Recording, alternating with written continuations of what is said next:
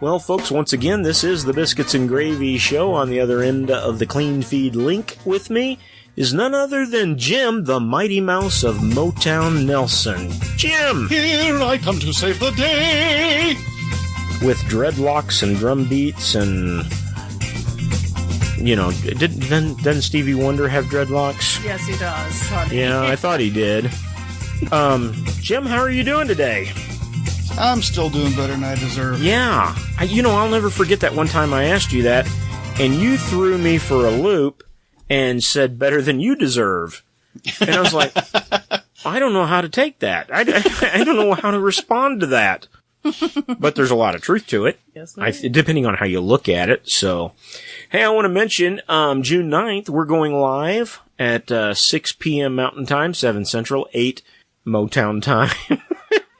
So, on the Q-Star FM with my friend Steve Jarrett, and on the Leading Edge Radio Network.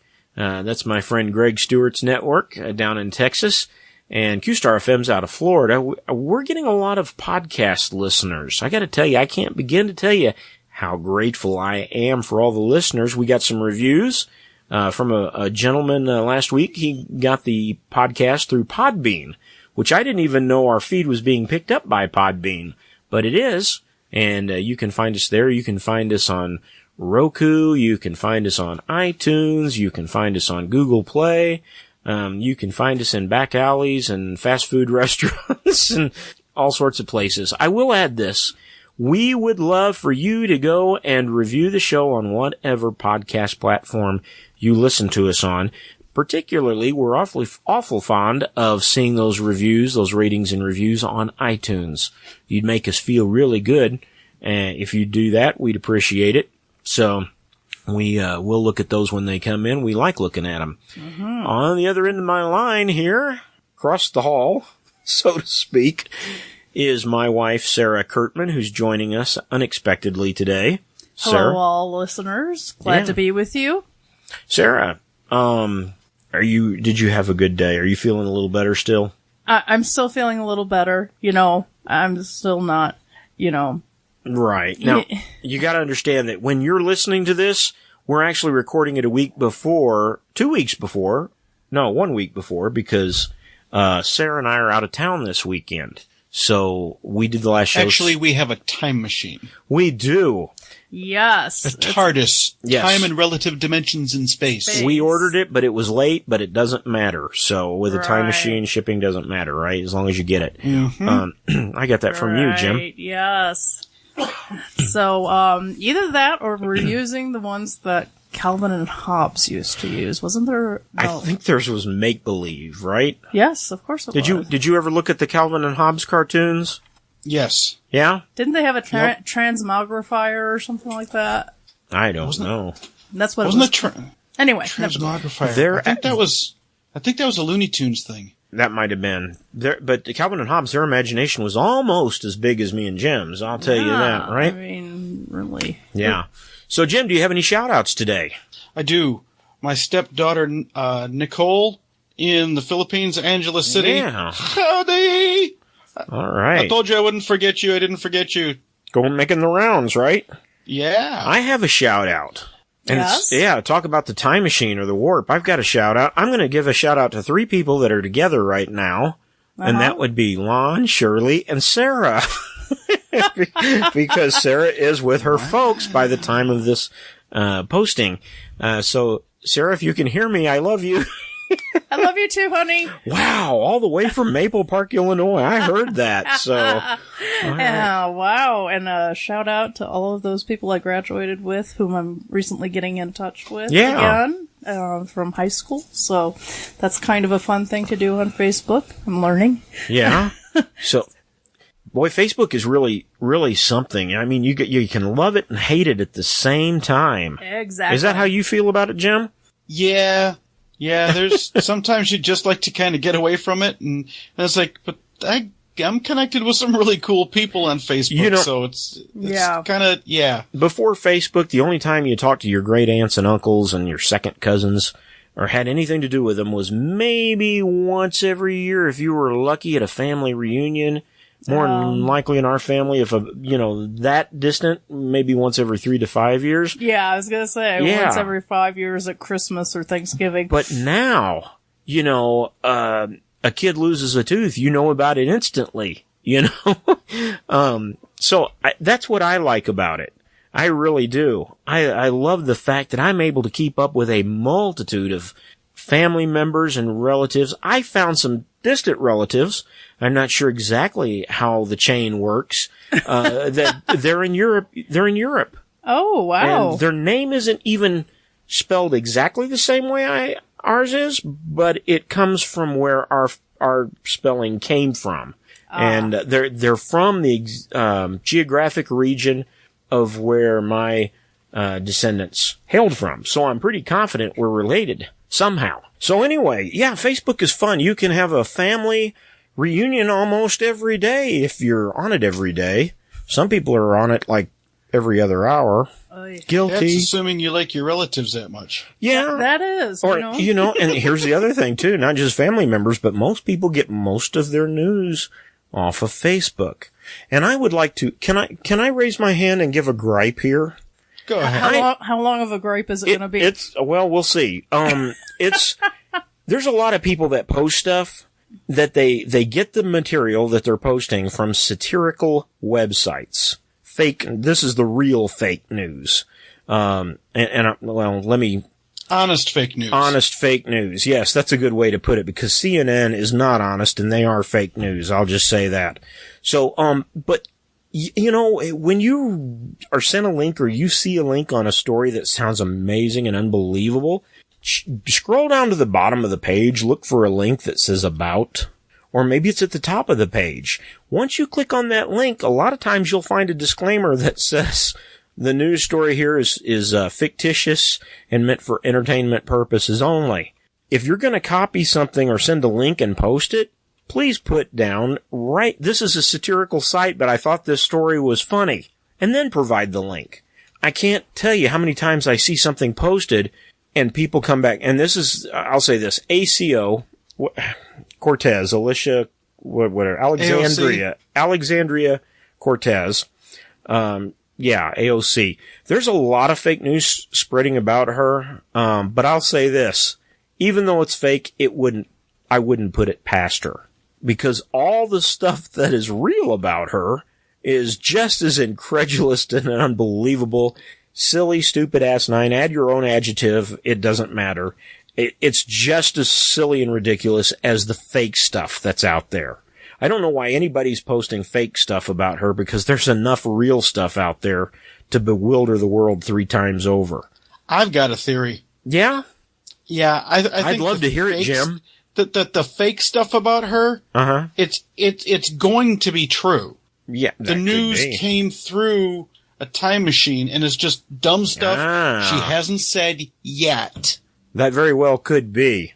Mm-hmm. That woman is amazing to me. Here recently, she posted a picture of a Democratic leader, I believe from Kentucky, posing with a cardboard cutout of her. And I don't know the background of the story of everything, but she tweeted it, copied the picture and said, I guess the GOP, something along the lines of, doesn't have anything better to do than this, to put their leaders up with and immediately she deleted it when somebody told her, that's not a GOP representative, that's a Democrat representative. She didn't even know the member of her own party. But unfortunately for her, as soon as a public figure like her, like any public figure, puts something out on Twitter or Facebook post, man, those print screen buttons start tapping like crazy across the United States. Saving those screenshots. You can take it back, but you can't take it back, So. Yeah, I think if everybody would kind of turn off their notifications, unless you've got a sick member in your family, it would, in the hospital or something like that, it would just do us all a whole bunch of good, honestly. What do you mean, Sarah? You mean about the fake news and everything? Yeah. Oh, yeah. Okay. It's like, we're so attached to our phones, it's, there actually was a show about it called Little Black Box or something like that. Really? Black Mirrors, I think. I forget which one. I'll be one of the first to admit, I love my social media. I love my networks. I've told people that I could easily live in a cave as long as it had Wi-Fi. I could. No, I'd need at least a Taco Bell, a Wendy's. Maybe a hot tub. Okay. I don't have a hot tub now, but I'd like one. Send your donations to... No, I'm just kidding. Speaking of donations, Jim, you've had a lot of people ask if they can financially support this show, correct? I have, a number of actually. People? Okay. There's been a number of folks I've told about the show in person, and they just flat out asked, hey, is there a place where we can give? Because we support what you're doing. We think you're doing a great job. Can we give money? And I said, you know what? Let me talk to Jason and see if we can work something out. Well, I will tell you this, and that comes at a very good time, because we are using a free platform to host our show, and it's free up until so many downloads, which is a lot, but we're getting very near that threshold, and I expect very, very soon the platform we're on is going to say, okay, once you run out of downloads, we're going to cut you off, no more, unless you, upgrade to the second platform. And so that second platform is not the free platform, it's a paid one. Now we have no problems, none whatsoever, getting the paid platform when the time is right for it. But your donations are going to make us pulling the trigger on that a whole lot easier, and we would be grateful for it. Yeah, the donation. So if you go to our fantastic website, or our fantastic website.com or vintagebiscuits.com, we do have a donate button in the top right hand of the header. And the reason I put it in the header is so that it's there on every page that you go to. You can't, we're passing the plate, so to speak. But anyway, we're not going to require it of anybody or harp on it a lot. We're just going to go by faith that we can continue to provide the downloads. And we will say this too, our equipment is about 3 years old, or some of it's older. So when the time comes to, we may have to upgrade some of our microphones, cables, or mixers. We're doing pretty good right now. I expect us to do pretty good on that for a while. But also, some of the expenses that we'll incur in June will be some of our prizes that we give away. And the reason we're going to give away the prizes is because we want to have fun. That's the number one reason. The second number one reason. Can we have a second number one reason? 1A and 1B. Honey. 1A and 1B, right. 1B would be that we want to get people to come back and listen. Find out what's going on, with these prizes and trivia shows. Because honestly, that's what this is. It's kind of a family. Yeah. Honestly. We want you to be a part of it. You won't hear any curse words on this show. You won't. You won't hear a discouraging word. Wait a minute, I'm starting to go into a song, aren't I? Yes, I think you are. Yeah. Mm-hmm. So, especially with the trivia games and everything like that, we want your participation. We want your comments kind of thing and your reviews for us. That's just all wonderful. But Jim, you've had a lot of people make comments to you about the program. What have you heard? A lot of people just really having fun with it, liking it, sitting down and watching it with their families. Some of it, that it was thought-provoking. Some folks have just said, hey, you're doing a great work. You're getting the word out there. And we try to make it half and half, 50-50, fun and serious, biscuits and gravy, as we call it. Yep. But people seem to appreciate that. They like the good news part of it, but they also realize they need to get the straight story on a lot of things, and we try to give that as well. One time I likened us to, Dean Martin and Jerry Lewis. And I had a guy listen to the show. He goes, I didn't get that at all. I said, well, I said, it's not Dean Martin and Jerry Lewis, but, Jim's the straight man most of the time. and I, hey, lady. Yeah, I'm that guy. Well, actually, Joe's that guy. But no, what I mean is I'm the gravy. I'm the comic relief. But you bring a little bit of that to the table, too. Sometimes you really impress me with your quick wit and charm. Personally, I think Fufu helps. And Jim's bunny. And yes. Jim has a vocabulary that is astounding. Oh, yes. Did you want I a spelling astound myself. Yes, he's an astounding person. I astound by confound myself. You must have. I am round myself. You must have won a spelling bee at one point. Did you ever win? I never participated in a spelling bee. Have either of you? I have not. Have you, Jim? I don't think I have. If I do, I don't remember it. You know, I was telling Sarah the other day about a teacher I had in middle school that you remember when you had to take a spelling test and the teacher would read off the words and you had to write it down and they would put the word in a sentence? Mm-hmm. Yeah. And yes. I was telling her about we had a teacher that would take the word and always change it in the sentence to something totally different. And one time the word was officiate. And the sentence was, he got sick because of officiate, you know. But sometimes he would keep the word in the context, but use an absolutely ridiculous sentence. And one time, I'll never forget this, the word was asphalt. I've been told I pronounce that wrong. It's asphalt. It is asphalt. Asphalt. Honey. So anyway, I'll say asphalt for the purpose of this, but I've always said asphalt. I don't know why. The sentence was, the kid down the street eats asphalt. We had a kid in our class, one of my friends, his name was Tim, laughed so hard he got a nosebleed and had to leave the room. Yes. So, I do remember that well. I have fond memories of those school years. So, it's funny how something in elementary or middle school, as simple as a spelling test, can bring up some funny and fond memories. So, what do you remember about school and tests and those things, Jim? Let's say middle school to high school. What do you remember? Not so much the tests, but I remember after lunch, where I went to school. I went to Bethany Christian School in Troy, Michigan, for a number of years. And after lunch, the teacher would she would have a book that she would read out of, and it would. Oh, I remember there were several books that she ended up reading through the course of the year.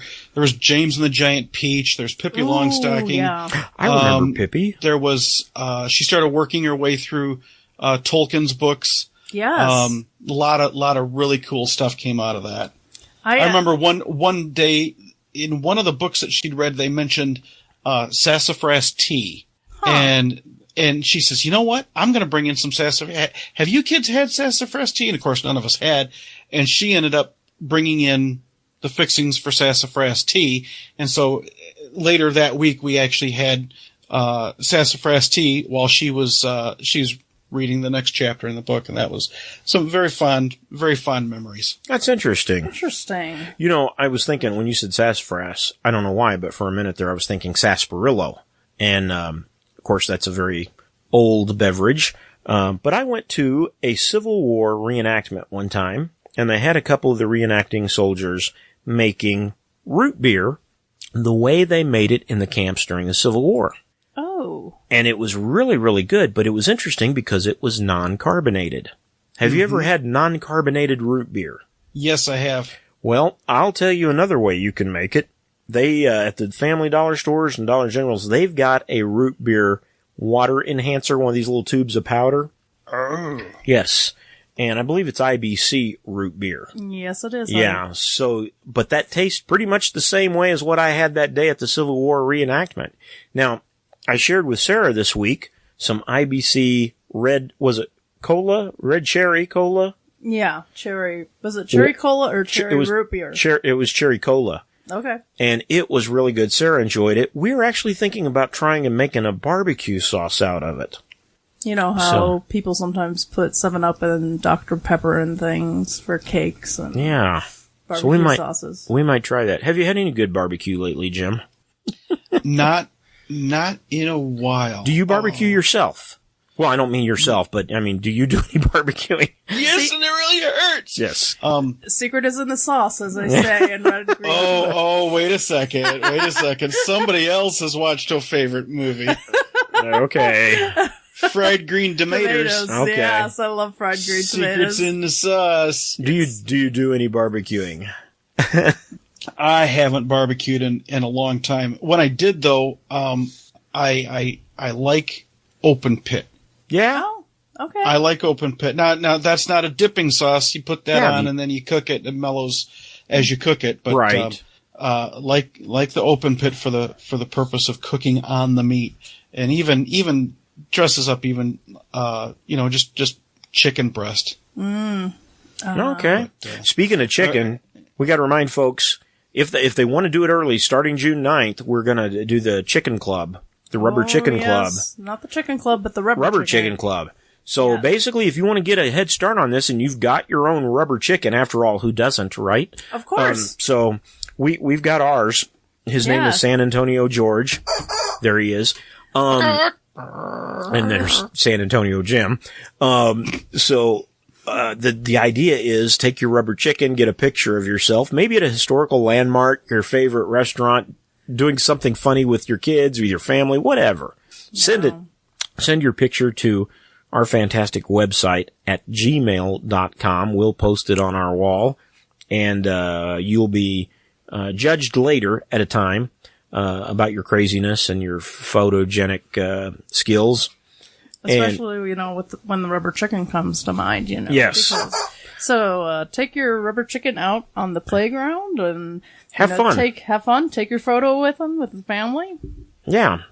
So we will. I need to get him on my motorcycle.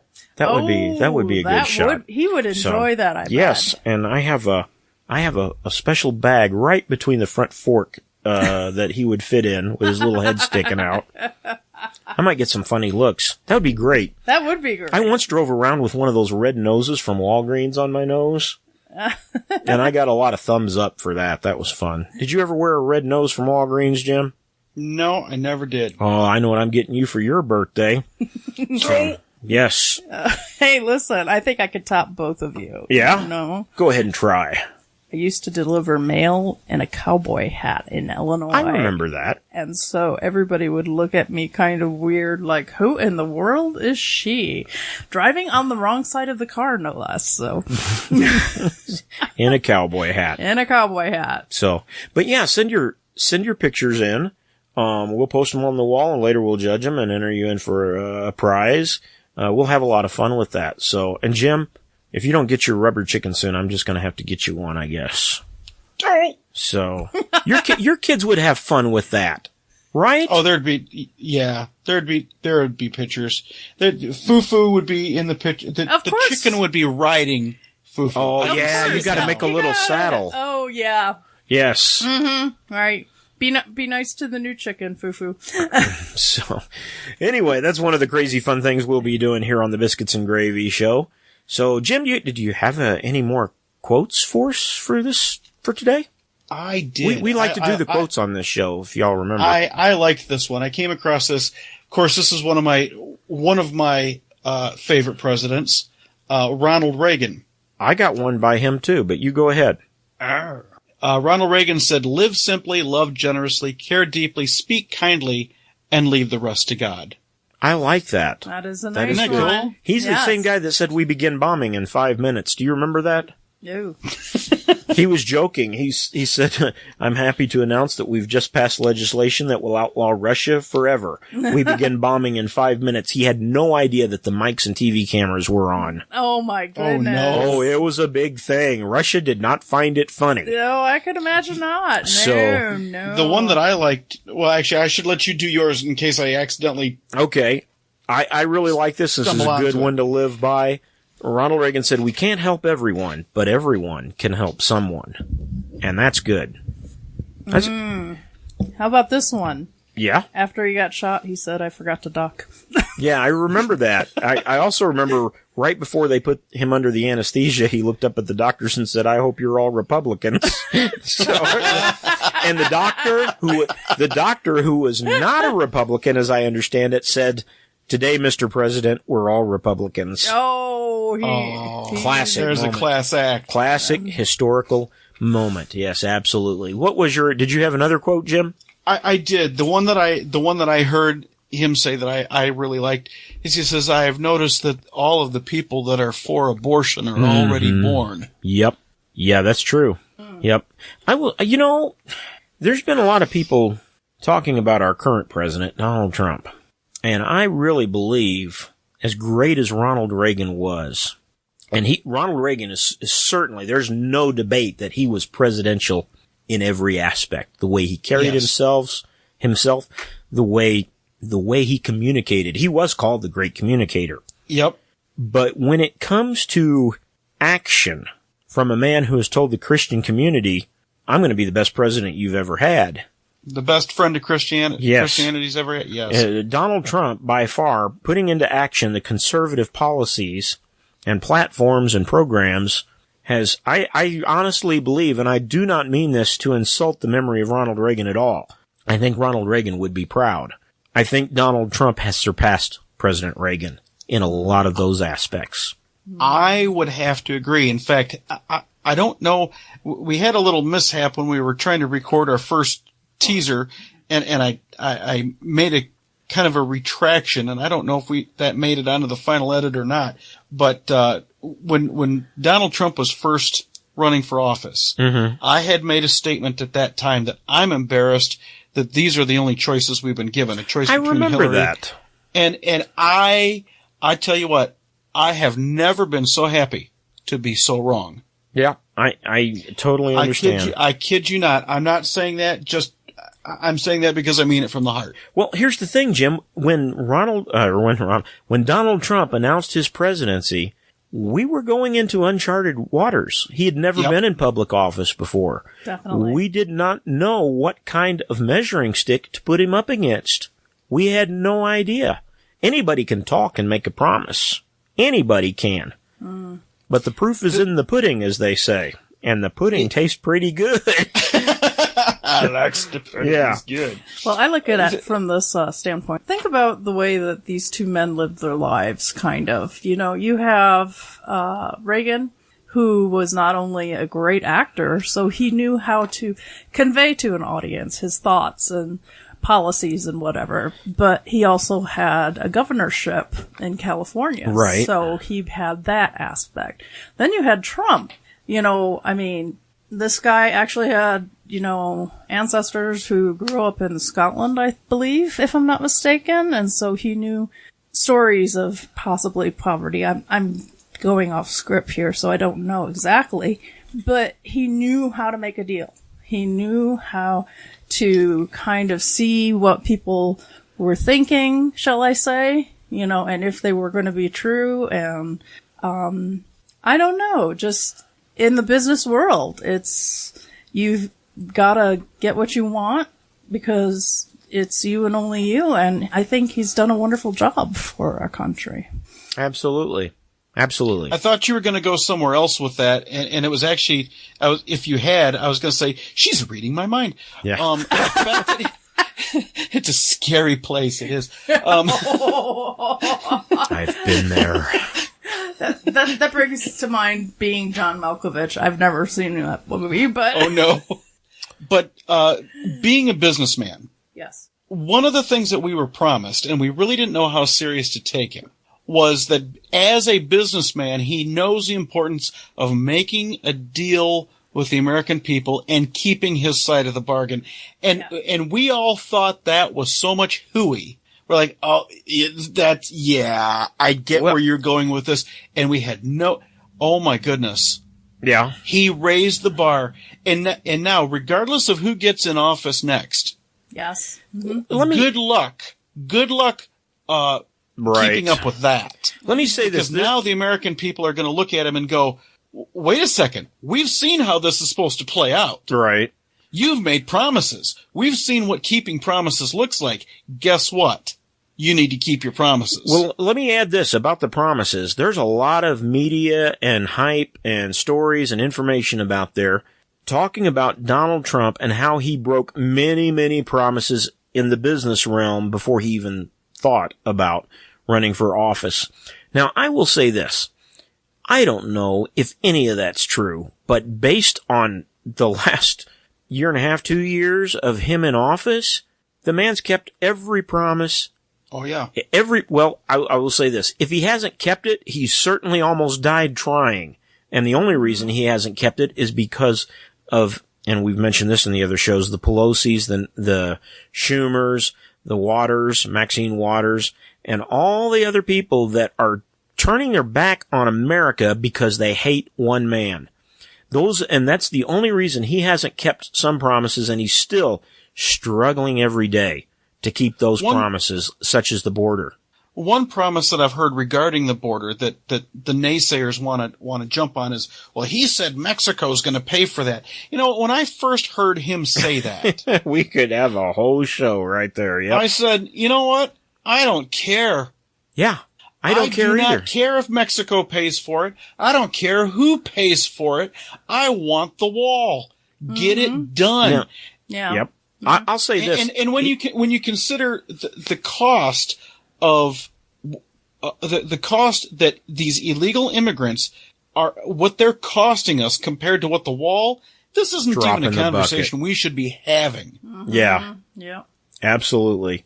But, you know, it's Sarah and I will both tell you, it has affected where we live. We have 2 border patrol checkpoints near where we live, and every week they, from what I understand, the sheriff's department here said 3 times a week they get called by the border patrol and saying, hey, we've got a shipment of drugs that just came in.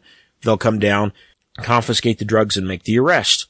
Those border patrol stations are now shut down because the manpower that was working them has been transferred to, I think all of them have been to El Paso. There might have been some that went to Arizona or somewhere, because of the influx of multitudes of people coming across the border and claiming asylum. They want their asylum.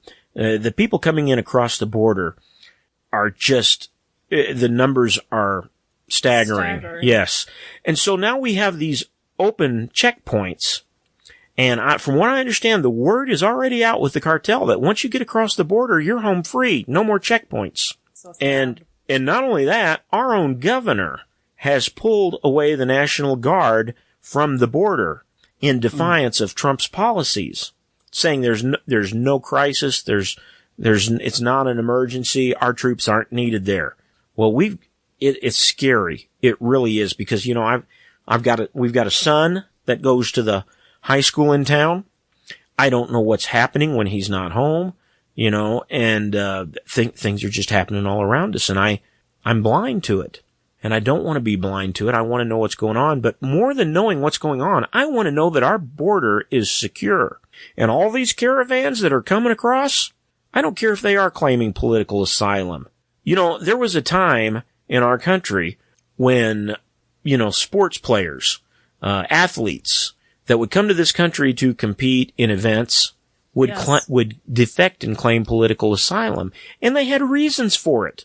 But when you've got 1,000 people at the border all claiming that they need political asylum, they don't need political asylum. What they're wanting is welfare. What they're wanting is handouts. Mm-hmm. And they don't care if, honestly, they don't care initially if the government gives them housing and welfare and rent, or they don't care if they set up a tent on your front lawn. Yeah.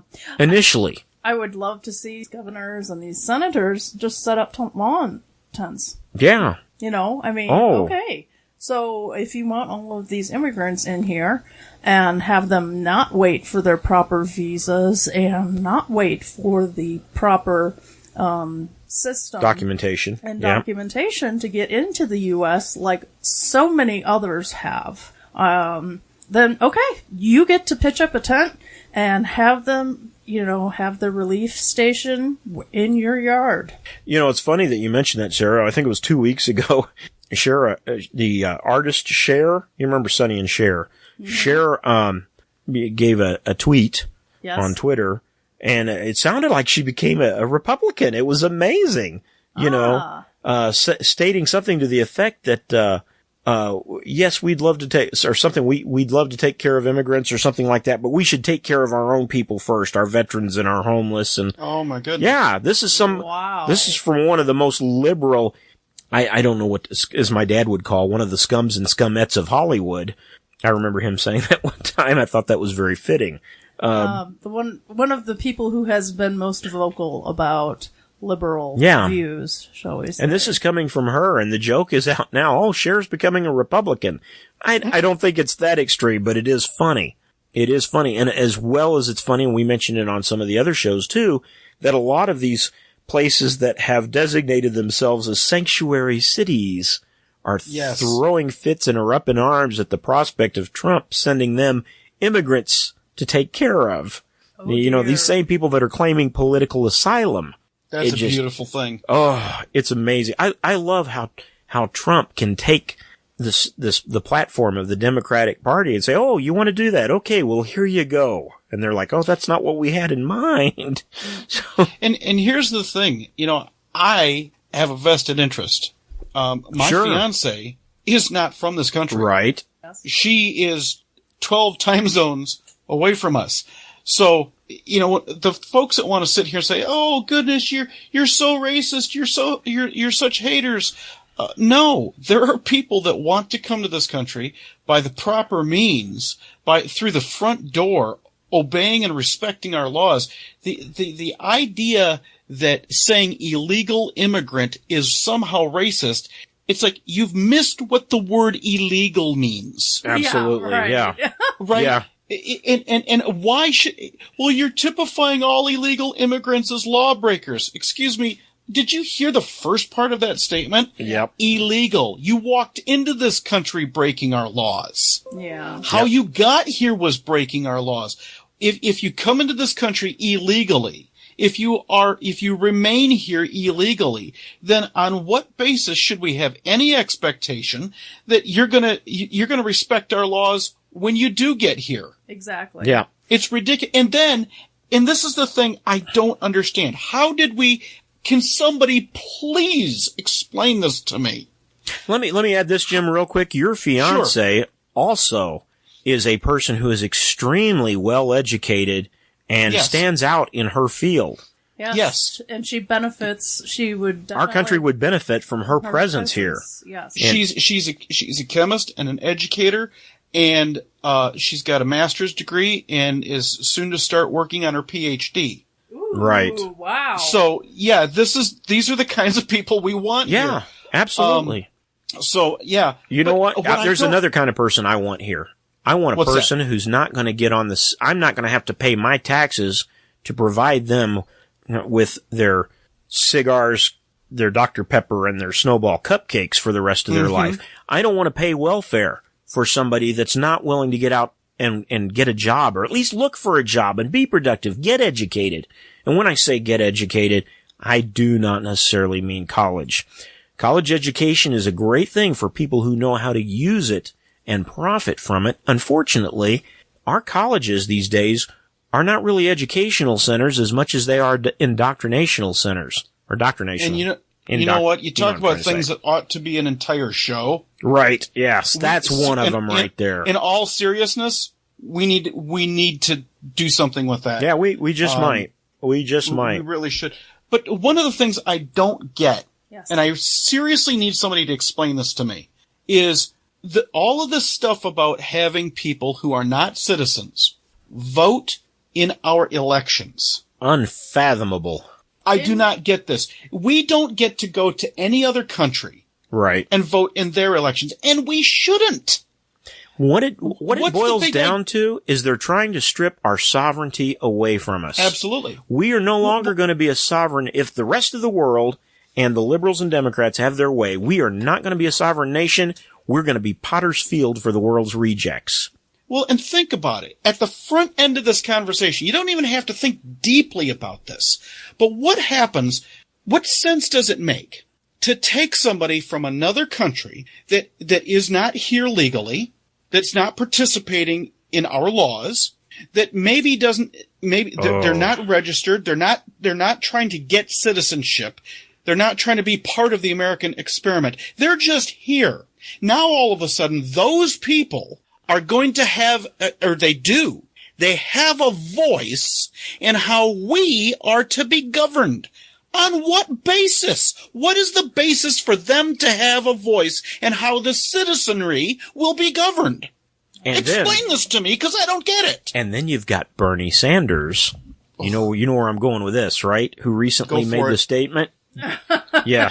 Bernie Sanders, who was asked at I guess it was a town hall meeting about how he felt about convicted felons on all levels having the right to vote. Oh. And he said the right to vote should include all, pretty much, I'm paraphrasing, all living humans. It doesn't matter if they're convicted. The question was asked, what about the Boston bomber? should they have the right to vote? And his answer was yes. Now, it's been said that, these mass murderers, or these people who are murdering people and in jail, their victims don't get to vote anymore. Why should they? Right. Mm-hmm. And this Bernie Sanders, I get why the snowflakes like Bernie Sanders. I really, really do. Because here you've got kids who are living in mom and dad's basement, and they're eating their Dr. Pepper and Snowball cupcakes. How fitting for them, too. Don't forget the Pop-Tarts. And the Pop-Tarts and all that. They're junking it down Cheetos and marijuana, and they're not paying a dime for anything. Nothing. They don't have jobs. And I'm generalizing the profile here, and they're going to college, living off grants and loans that's going to put them in debt, some of them for well over $100,000. Oh, yeah. And they're not learning a skill. They're just being indoctrinated. And when they get out, they're going to owe all this money, not have a skill. They're not going to have a work history even. Who's going to hire them? Right. And then comes along Bernie Sanders, who said, don't worry about it. We'll take care of it. You'll get health care. Some of the indoctrination is that the liberals want to, AOC would like to, everybody gets so much money a year from the government. There's been politicians who have said they'd like to implement this, an annual allowance from the government. You live on that. You don't have to work, that sort of thing. Now that's the extreme, but that's what these kids are pushing for. They did an interview here this week with a bunch of kids from college and whether or not they thought we should have a Marxist revolution. Oh my goodness gracious. And it overwhelmingly, the kids answered yes. For guns? Yeah, you're right. Well, Bring it. Yeah, bring it on, right. You're against gun control. You got no guns. Well, here's the thing. I think all they heard was Marxist. I think that's, yes, Marxist. Yes. It's like Pavlov's dog. When you hear one word or one tone, you start salivating, and that's you're salivating. Yes. No. That's probably how they say it. Salivating. Yes, because that would be anyway. Sometimes I get so excited about what I'm saying and passionate about it that I just get wrapped up in my putting the wrong emphasis on the wrong syllable. You got a pretty impressive vocabulary yourself. You make it up as you go. I don't make up my own words. I just make up my own versions of them. Yes, it's all right. In my family, shorthand is a spoken language, so I understand you completely. Okay. Well, honestly, we should make these kids at least, and granted, this is just a pitch, but has anyone ever seen Dr. Zhivago? I saw it a long time ago. It's been a long time. Yeah. So what this man had to endure, and I mean, here he is, he's a doctor, and he's captured by the armies, and he doesn't even know which side he's working for, really, and it's just such a sad thing, Let's turn the tables around here, turn the rotating lazy Susan around here, so to speak. Let's talk about something a little bit more lighthearted. Oh my gosh. Now, last show, I need it. Yeah, so do I. Last show, we talked about things from the 70s. Let's talk about a few things from the 80s. Ooh. I'll start it off, Jim, and I'll bet you even had one. A calculator watch. Oh, yeah. Casio. Okay, you know I had one. Did you have one when we were in college? Yes. I like the concept of them, but my fingers are just too big for those things. I didn't have a calculator watch, but I won a watch from Chips Ahoy, actually. Chips Ahoy had a watch contest and you won? Well, it was like third prize. It was like you'd get this package of gum and the cookies. And I got, I guess you could say the golden ticket, third prize. And you'd send that wrapper in and they'd send the watch out to you. And it was essentially kind of like there was this little tank on the screen and you'd get to move it to 3 different positions and the bombs would come at you. And of course I would never win, but nevertheless it was fun. Yeah. Yeah. I had one of the calculator watches. Yeah? Did you? Yeah, I did. And honestly, I didn't care much for it. Now, they came out with another one a few years later that would hold somebody's name and phone number. Ooh. You remember that was the one I had. That was the one you had? Yep. And you had that in college? Yes. Interesting. Did you have the phone numbers to the payphones of John R. Rice Hall programmed into it? Probably You know not. what? I don't think I did. No? Who would have been on your speed dial? Your pastor? Girlfriend? Oh, let's see here. Yes. Mom and dad, of course, right? Right. Did we have speed dial back then? I don't We think didn't we have did. speed dial back then. No, I guess we didn't. But if we did, So, what about, I don't know if Jim had one of these or not. I'm going to guess so. We had one, the Atari 2600. What are you talking about? I got one of those now. Do you is it one of the old versions or one of the new knockoff slimline type things? Actually, yes. Guess what? Guess what? Yes. It's all of the above. Oh, I've got two of the originals upstairs. Uh-huh. I've got the original wood grain one. Mm-hmm. And then they came out with another one that had it was kind of slimmed down and it had the metal across the top of it. But then here this past Christmas, my kids, it's like they're into retro stuff, so they wanted some 8-bit games. Mm-hmm. And I got one of those that has the games in it. Right. And, yes. and So I you don't loved need to plop the cartridges in, right? Right. So what was back in that day? What was your favorite Atari 2600 game? Asteroids. Asteroids Had to be one of the ones that was at the top. I'd get burnt out on it, but Asteroids ended up being one I kept coming back to. The one I liked and it came with the game unit most of the time, was Combat, with the little tanks that would spin when you'd hit them. Yep. That kind of gave you the feel for the game. I don't know if this was actually with Atari or not, but there was a game that my friend had because, of course, I didn't have a gaming system. I was not a nerd or anybody cool. But I think it was called Master Blaster or something like that. And it was basically where you would throw something in a catapult over to the other side and see if you could blow their place up. I don't know. I don't remember that. I think was that a game a game where you stack, where you build it? Kind of like Tetris? Catapults, you have to... No. Physically. Oh, okay. Huh. No. It's like you'd hold the joystick all the way over to the right or to the left, and then you'd let it go, and then, see if you could, Okay. What about this, Jim? Well, first of all, I'll say that after the combat games, my two favorite games were Defender and River Raid. Those were awesome. I've never heard of River Raid. It wasn't too well known, but it was a lot like Defender, except that instead of looking at it from the side, you looked at it from above. Oh. And it involved cities, not space. Oh. Well, then there was, what was it, Chopper Command? Yep. I remember that one, too. That was a good one. Where you're flying a helicopter in and rescuing POWs? Yeah. Yep. Wow. And then there was the one with the jungle. I don't remember, the little safari guy would swing on a vine and jump over pits and crocodiles and stuff. Pitfall, yes, that was it. That was pretty good. I remember Centipede. That was a good one, too. So, Jim, let me ask you if you remember, did your family ever have a VCR? Not during the 80s. No? No, we didn't. No, we didn't have a VCR until... we didn't have a VCR until well after you and I met. Okay. Well, my dad got one time as a present from the church.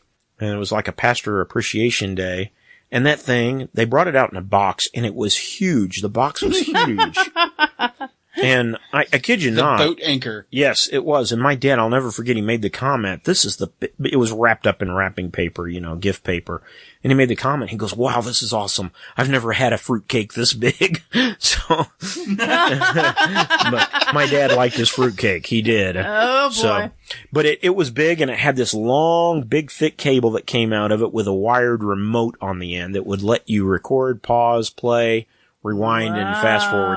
And I remember we used it. I used it most of the time. I taped Prince Charles and Diana's wedding on it because that was... Oh my gosh. Yes, I remember doing that because as I recall, that was on it was either a Wednesday or Sunday night. We were at church that night. I don't remember which night it was, but we were at church. And I never was into the royal family that much, but I knew that nothing like that had been seen in my lifetime that I knew of, and I thought, well, I'll record it and just take a look and see what all the hype is about. Yeah, what did you think of it? I wasn't real impressed. Oh, yeah, I mean, the 80-foot train that she had to drag. The 80-foot train, the big cathedral-type building they were in and all that. I thought, yeah, maybe if I was British, the I might sword he had to carry. Yeah, didn't faze me a bit. I'm proud of America. I really, I'm an American. Yeah. I can't think of too many. It's not that I don't like our American cousins over there or anything. It's just, it's not who I am and it's not who we are. But it was a nice VCR. So, no, it's a good VCR. I could go with you, I mean, I am so proud to be an American. Sure. And, the 2 times I have gone out of country, Canada and Scotland. She's a traveler, Jim. I'm sorry, Jim. But it's kind of like you can actually feel the difference, Yep. I'll have to take your word for it, because the only place I've ever been out of the country is Ontario. I don't even know how to describe it, but, it's just like, I was actually over in Canada when Prince William and Princess Kate's first son was born, George. And everybody's just hooping and hawing, and I'm like... You called his name. Oh, okay, sorry. That's but all right. Nevertheless, and I'm like, what is the big deal? And it's like, oh, right, I'm in a different country. This is the truth. It's funny. You said that it was a difference that you could feel. Yeah. Mm-hmm. And what's funny about that is when I've traveled, mm-hmm. I've experienced exactly the same thing, and I thought that it was just me. No, it's not. Mm-mm. I mean, like you cross the border. Yeah. And you feel something different in the air. Right, exactly. Well, one of the first questions I got asked by a Canadian was right after Obamacare had passed. And he's like, aren't you so happy that you got insurance now? And I'm like... I had it before. Better than it is now. You're kidding me, right? And I mean, I was in a position where I was one of the ones that got to keep in mine. So... That and all of the signs were in French and English instead of Spanish and English. That was a different thing, too. So... Nevertheless, that was a rabbit trail. I'm sorry. That's all right. I want to get off the rabbit trail. I want to ask Sarah this. I've been dying to ask her this. Uh-oh. Yeah, it's about the 80s. Now, Jim and I, we're excluded from this question because it really doesn't pertain to us because of the circles we grew up in. Now, some of the other men in our generation... This question might apply to them, but it doesn't, probably not to the men that we knew, the guys we knew. But the girls, wow. Sarah? Yes. Did you have copious amounts of hairspray and big hair? Let's see here. You remember the big hair, right, Jim? Oh, trust me, I remember the big hair. Absolutely. Did you do that? You had to buy stock in Aqua Net. Let me tell you. Yeah, Aqua Net. Do they still make that? I think they do. I'm not quite sure. The EPA might have taken it all off the shelves, but, How many bottles would you go through in a week? Oh, no. Not that. No? No. Gosh. It was towards my high school years, I would say. Yeah. Junior high, high school. No. But I used Aqua Net. Did you? I did. Well, you know me. How much time do I spend in the bathroom on my hair? That is the truth. Usually on a Sunday before church or before a big event. I have a good head of hair. He does.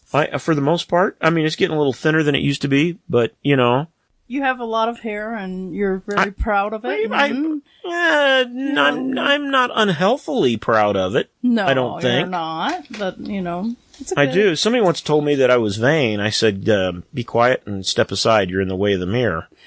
So... Jim, do you remember me in college spending a lot of time with my hair? I don't even think I did then. No, not a disproportionate amount, no. Not a disproportionate amount. Well, no, what was funny is, I mean, the ongoing joke is that the women spend all this time fixing themselves up, and it's like, yeah, then you show up in the men's dormitory and you see all these guys primping, and it's like, are you kidding me? Oh, but yeah. No, you were never one of those. It's like Nope. You kind of did the Fonz thing. You come up, you swish the hair back, you kind of look one side, look the other, go, hey, right. I'm good, I'm out of here. Well, here's the thing that I never got. Okay. there is a lot of guys out of there that, wanted the beautiful looking gal, shall we say. Okay. And here we are. We're trying to do our best. We're trying to figure out what dress to wear, how to put our hair, which earrings, everything. And I'm sorry, that sometimes takes 2 hours. And they're wondering what takes so long. It's a lot of thought. For guys, we took a shower, put our deodorant on. We took our shirt out of the dryer and hoped the wrinkles were less than they were when we put it in. Pretty much. Now, Jim, you remember this. We were required to wear a sport coat every day. Yes. And, a lot of good memories there. I might have to tell the story about the guy, that had this, the two guys went to the thrift store and both of them bought a sport coat and happened. It's an interesting story. And, one of them learned a lesson. I might tell that story next time. Remind me of that, Jim. Now, from the 80s, do you remember, did you have any of the handheld electronic games that they had? Yeah. Which ones did you have? I had the baseball one, which I liked. I was fairly decent at it. I had, I didn't have the football, but I could play the football and I was really good at it, but I never liked football. So I never really had an interest in it. And then there was the all-time classic and favorite Simon. Oh, yes. Yeah. Yes. Mm-hmm. So those are our Aqua Net memories from the 80s. Yes. So it is time to wrap up the Biscuits and Gravy show. We're so glad you've joined us. Mm-hmm. Stay tuned next time when we'll try to be Stay tuned next time when we'll try to be a little bit more lighthearted than we were this show. No kidding. We've had some fun though. Yes. So, I would like to tell everybody really sincerely, please go out and try to make a new friend today. Find somebody you don't like and see if you can learn to like them. It's one of the best investments you can make. You never know how somebody else can enrich your life. Jim? Keep your Amber Alerts turned on. The life you save may be someone that you know and care for. And Sarah wants to remind you all to keep your cigarette lighters away from your Aqua Net. Yes, definitely, Yes. Hey, everybody, have a good night. We're glad you joined us. We'll see you next time right here on the Biscuits and Gravy Show. Yes. Good night.